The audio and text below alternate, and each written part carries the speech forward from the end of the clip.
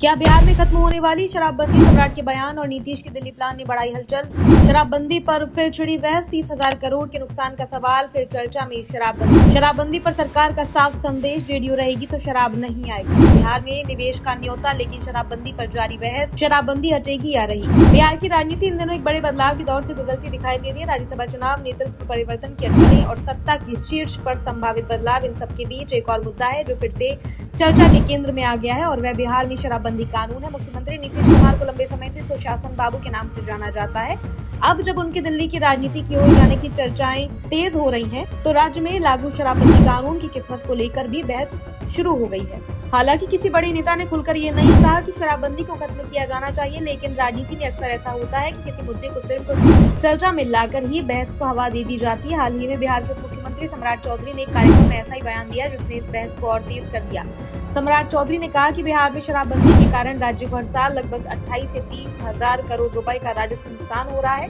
उन्होंने ये भी कहा कि जिस राज्य का कुल अपना राजस्व लगभग 70,000 करोड़ रुपए के आसपास है, वहां इतनी बड़ी राशि का नुकसान एक बड़ा आर्थिक सवाल खड़ा करता है। लेकिन इसके साथ ही उन्होंने ये भी स्पष्ट किया कि मुख्यमंत्री नीतीश कुमार का ये फैसला ऐतिहासिक है। उनके अनुसार 2016 में जब बिहार में पूर्ण शराबबंदी लागू की गई थी, तब ये एक साहसिक निर्णय था और समाज में बदलाव लाने के उद्देश्य से लिया गया था।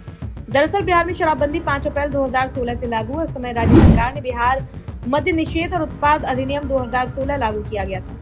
इस कानून के तहत शराब की बिक्री, खरीद और सेवन पूरी तरह प्रतिबंधित कर दिया गया था और उल्लंघन करने वालों के लिए सख्त सजा का प्रावधान किया गया था। सरकार का दावा है कि इस फैसले के बाद समाज में कई सकारात्मक बदलाव देखने को मिले हैं। खासकर ग्रामीण इलाकों में घरेलू हिंसा के मामले में कमी आई है और गरीब परिवारों की आर्थिक स्थिति में सुधार हुआ है।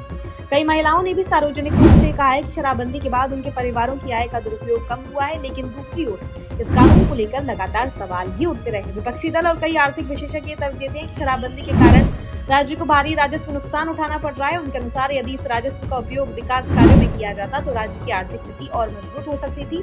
इसी बहस के बीच राज्य में राजनीतिक परिस्थितियां भी तेजी से बदल रही हैं। राज्यसभा चुनाव के साथ ये चर्चा भी तेज हो गई है कि बिहार की राजनीति में नेतृत्व परिवर्तन हो सकता है। उप मुख्यमंत्री सम्राट चौधरी ने हाल ही में एक कार्यक्रम में कहा कि नीतीश कुमार ने अपना पूरा जीवन बिहार के विकास के लिए समर्पित कर दिया है। अगर वह अब राष्ट्रीय राजनीति में जाते हैं तो ये स्वाभाविक है कि राज्य के लोगों को चिंता होगी, लेकिन उन्होंने ये भी भरोसा दिलाया है कि बिहार के विकास की गति नहीं रुकेगी। उन्होंने कहा कि नरेंद्र मोदी और नीतीश कुमार के नेतृत्व में बिहार ने जो भी विकास की रफ्तार पकड़ी है, वह आगे भी जारी रहेगी। पटना में आयोजित कॉन्फेडरेशन ऑफ इंडियन इंडस्ट्री यानी CII की बैठक में सम्राट चौधरी ने निवेशकों को बिहार में निवेश करने के लिए आमंत्रित किया। उन्होंने कहा कि एक समय बिहार को किडनैपिंग इंडस्ट्री के लिए बदनाम किया जाता था, लेकिन अब हालात पूरी तरह बदल चुके हैं और राज्य में कानून व्यवस्था काफी बेहतर हुई है। इस बीच शराबबंदी को लेकर चल रही चर्चाओं पर सरकार की ओर से भी साफ संदेश देने की कोशिश की गई। बिहार सरकार के मंत्री श्रवण कुमार ने स्पष्ट कहा कि जब तक राज्य सरकार में जनता दल यूनाइटेड शामिल है और जब तक नीतीश कुमार राजनीति में सक्रिय हैं, तब तक बिहार में शराबबंदी खत्म नहीं की जाएगी। उनका कहना है कि भले ही राज्य को राजस्व का नुकसान हो रहा हो, लेकिन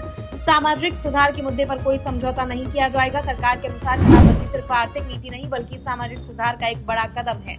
इसके साथ ही राज्य सरकार आर्थिक नुकसान की भरपाई के लिए दूसरे विकल्पों पर भी काम कर रही है। सम्राट चौधरी ने बताया कि बिहार में उद्योगों को बढ़ावा देने के लिए कई बड़े कदम उठाए जा रहे हैं। उन्होंने कहा कि राज्य में 4 नए हवाई अड्डों के विकास की योजना पर काम चल रहा है ताकि निवेश और व्यापार को बढ़ावा मिल सके। सरकार का मानना है कि औद्योगिक निवेश, इंफ्रास्ट्रक्चर विकास और नई परियोजनाओं के माध्यम से राज्य की अर्थव्यवस्था को मजबूत किया जा सकता है। कुल मिलाकर देखा जाए तो बिहार में शराबबंदी सिर्फ एक कानून नहीं बल्कि एक बड़ा राजनीतिक और सामाजिक मुद्दा बन चुका है। एक तरफ सरकार इसे सामाजिक सुधार का प्रतीक मानती है, तो दूसरी ओर आर्थिक नुकसान को लेकर सवाल भी उठते रहे हैं। अब जबकि बिहार की राजनीति में संभावित नेतृत्व परिवर्तन की चर्चा तेज है और नीतीश कुमार के दिल्ली जाने की अटकलें लग रही हैं, ऐसे में देखना दिलचस्प होगा कि आने वाले समय में शराबबंदी को लेकर सरकार का रुख क्या रहता है। फिलहाल सरकार की ओर से साफ संकेत यही है कि शराबबंदी कानून में कोई बदलाव नहीं किया जाएगा, लेकिन बिहार की राजनीति में जिस तरह हालात तेजी से बदलते हैं उसमें ये बहस आने वाले समय में और भी तेज हो सकती है और यही वजह है कि आज बिहार की राजनीति में एक सवाल बार बार उठ रहा है।